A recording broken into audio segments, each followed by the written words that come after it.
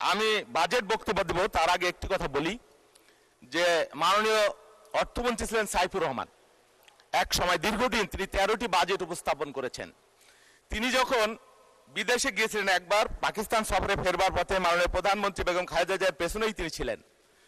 তো বেনজির ভুট্টো তাকে দেখিয়ে বললেন বিদায় দেওয়ার সময় যে মাননীয় প্রধানমন্ত্রী আপনি তো চলে যাচ্ছেন, কিন্তু আপনার দেশের অর্থনীতির চেহারা বদলে যাওয়া এই জাদুর কাঠিটাকে যদি আমাকে দিয়ে যেতেন, আমাদেরকে দিয়ে যেতেন।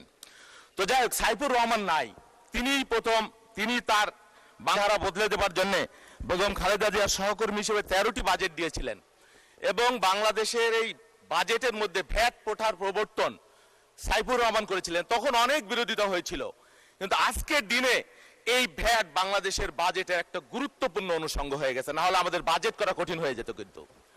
কিন্তু সাইফুর রহমান বেগম খালেদা জিয়া না থাকলেও তাদের যে অনুষ্ঠিত নীতি আদর্শ, সাইফুর রহমানকে প্রশ্ন করা হয়েছিল আপনি বাজেট করবার সময় কি মাথায় রাখেন। তিনি বলেছিলেন যে বাংলাদেশের সবচাইতে যে প্রান্তিক মানুষটা, সেই মানুষটার কথা আমার মাথায় থাকে বাজেট করবার সময়। তো